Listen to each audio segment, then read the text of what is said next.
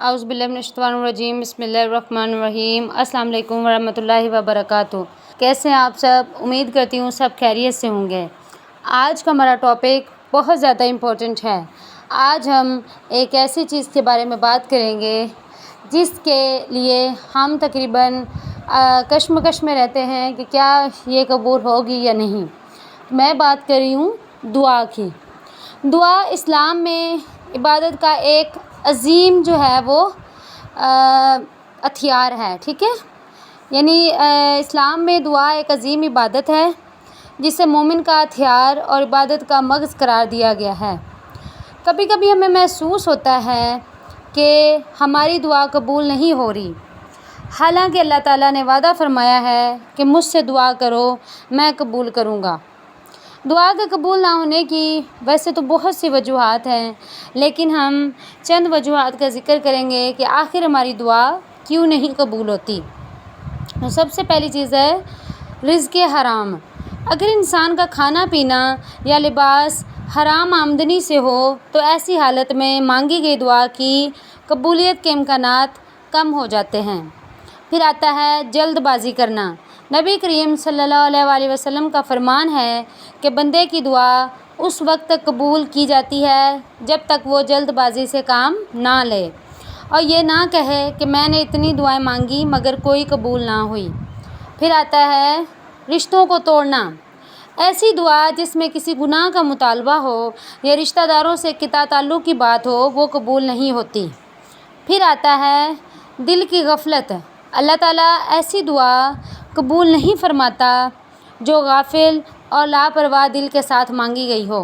दुआ में कामिल यकीन और तवज्जो का होना ज़रूरी है।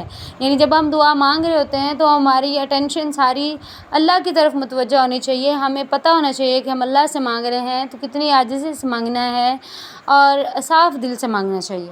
फिर आता है अमर बिल मारूफ़ व नही अनिल मुनकर का तर्क करना। जब मुआशरे में नेकी की दावत और बुराई से रोकने का अमल ख़त्म हो जाए तो दुआएं असर खो देती हैं। ये थी जी दुआ कबूल ना होने की चंद वजूहात। अब हम पढ़ेंगे कि दुआ कबूल करने के लिए या दुआ का कबूलियत के लिए हमें क्या क्या करना चाहिए। तो सबसे पहले आता है अल्लाह की हम्द व सना। दुआ का आगाज़ अल्लाह ताला की तारीफ़ और उसकी बड़ाई बयान करने से करें। फिर दूसरे नंबर पर दरूद शरीफ। दुआ के शुरू और आखिर में नबी करीम सल्लल्लाहु अलैहि वसल्लम पर दरूद भेजना कबूलियत की बड़ी अलामत है, क्योंकि अल्लाह ताला दरूद को ज़रूर कबूल फरमाता है और ये मुमकिन नहीं कि वो दरूद कबूल कर ले, उसके दरमियान वाली दुआ छोड़ दे। फिर आता है किबला रुख होना और हाथ उठाना। किबला की तरफ रुख करना और आजिज़ी के साथ हाथ उठाकर दुआ मांगना सुन्नत है। फिर आता है तौबा इस्तग़फ़ार। अपने गुनाहों का एतराफ़ करना और नदामत के साथ माफ़ी मांग कर दुआ करना दुआ की कबूलियत का सबब बनता है।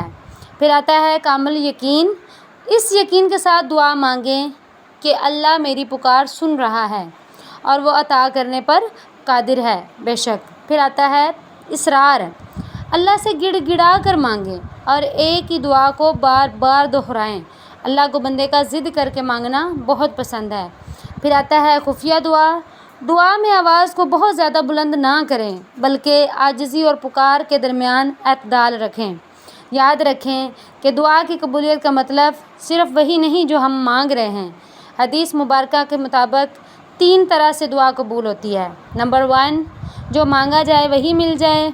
नंबर 2 उस दुआ के लिए बदले कोई बड़ी मुसीबत टाल दी जाए। और नंबर 3 इस दुआ को आखिरत के लिए ज़ख़ीरा कर दिया जाए, जिसका अजर देखकर इंसान ये तमन्ना करेगा कि काश मेरी कोई दुआ दुनिया में कबूल ना हुई होती। लिहाजा हर हाल में अल्लाह से खैर की दुआ मांगते रहना चाहिए और कभी मायूस नहीं होना चाहिए। कभी ये नहीं सोचना चाहिए कि अल्लाह मेरी दुआ नहीं सुन रहा या जो मैं इतनी दुआएं मांग रहा हूँ या मांग रही हूँ वो कहाँ जा रही हैं, अल्लाह कबूल नहीं कर रहा।